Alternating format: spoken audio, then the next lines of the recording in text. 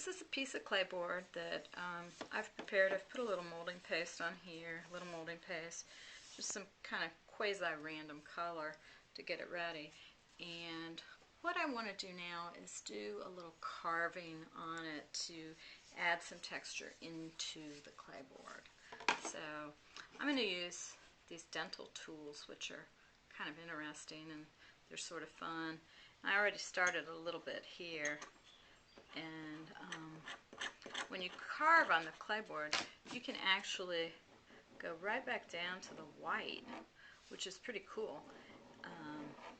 Because if you're like me, I get really excited about the paint. I put so much paint on sometimes that I don't have good value contrasts in my work. So the fact that you can carve back in and pull some whites back up is really exciting and is one of the things that makes Claybord so versatile. So, like right here, I can carve this back up. And in addition to bringing up white, it also puts this depth of texture into your piece. So that's kind of one of the things that we can do.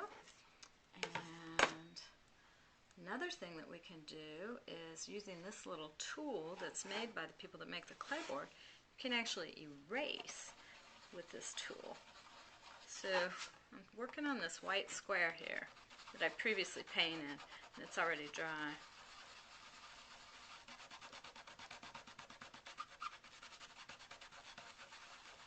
I'm just pulling some of the color off from the center of it.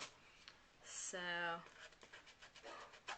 what we have here, and I don't know if this is going to show up so well in the video, but now we have two sections of white, which as far as I'm concerned makes it just a little bit more interesting because you'll have multiple levels of interest. So I'm going to take a little color and put a little color around here.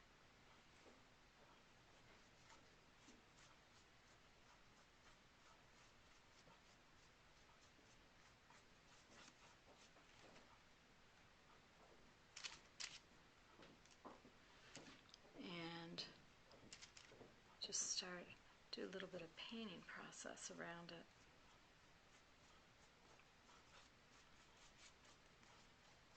It looks like I'm working randomly, and that's because I am working very randomly. I'm going to get a paper towel with just a little bit of white and then kind of pull some of this back. Maybe leave a little bit there, then gently pull some back.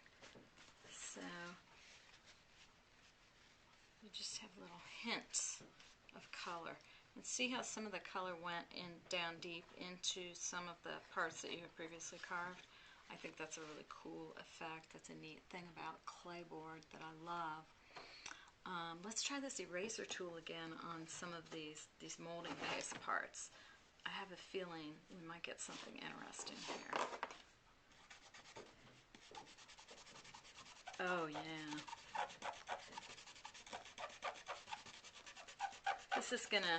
These molding paste parts aren't super flat, so what this is allowing me to do is kind of pull some of the texture back up in them.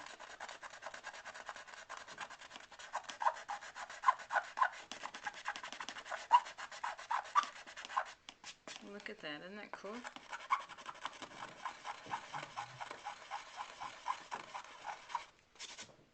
So what happened here when I did the erasing on top of those molding paste parts is it brought some white back from them.